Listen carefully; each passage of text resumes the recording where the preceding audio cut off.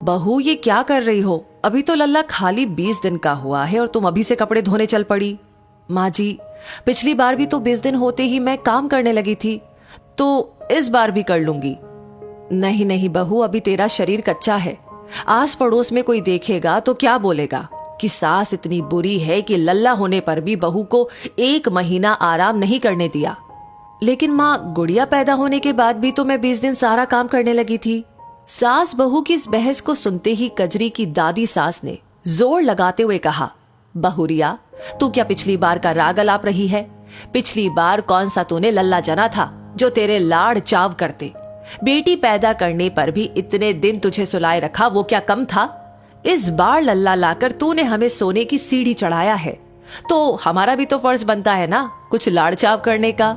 ज्यादा बहस मत कर और अंदर जा। देख, लल्ला कब से रो रहा है। जाकर उसे दूध पिला, बेचारे का गला सूख गया होगा। तभी कजरी को कमरे से बाहर देखकर 2 साल की गुड़िया आंख मलते हुए उससे चिपट गई। मम्मी, मम्मी दूध पीना है। हाँ मेरी गुड़िया, अभी लाती हूँ तेरे लिए दूध, कहकर कजरी अपनी बिटिया को प्यार से पुचकारने लगी।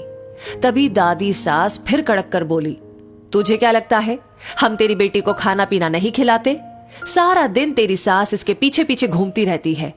इसे तेरी सास दूध पिला देगी, तू जा लल्ला के पास। कजरी भारी कदमों से अंदर जाकर अपने बेटे को दूध पिलाने लगी, लेकिन उसका मन बहुत बेचैन था। रह रहकर उसे वो दिन याद आ रहे थे जब उसने पहली बार ही बेटी को जन्म दिया था।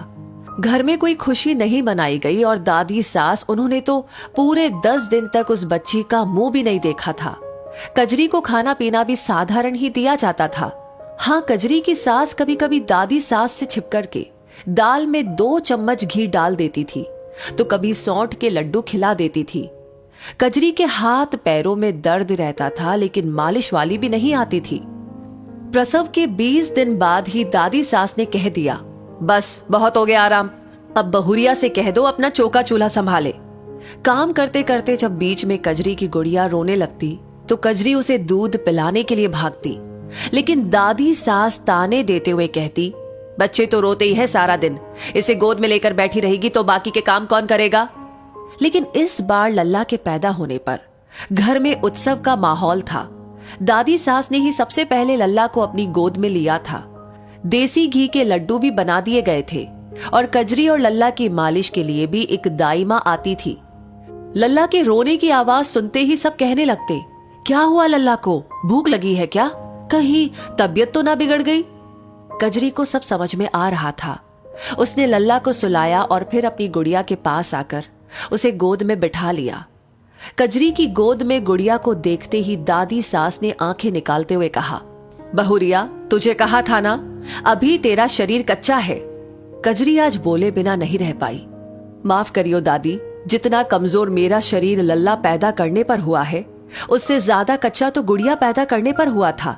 उस बखत तो किसी को मेरा दर्द, मेरी परेशानी नजर नहीं आई, ना ही उस बखत किसी को मेरी बिटिया का रोना सुनाई पड़ता था, ना उसकी किलकारी। आप लोगों को बस ये लड़की नजर आती थी, लेकिन बेचारी इस नन्ही सी जान को क्या पता लड़का लड़की का फर्क। मेरी माँ ने हमेशा मुझे अपने भाई के समान ही समझा था, लेकिन लगता है आपको अपनी माँ से लाड़ दुलाड़ ना मिला, तभी तो आप अपनी खुंदक मेरी नन्ही गुड़िया पर निकालती हैं। दादी, सारे बच्चे एक जैसे ही पैदा होते हैं, फिर चाहे वो लड़का हो या लड़की, दर्द भी बराबर होता है और खुशी भी।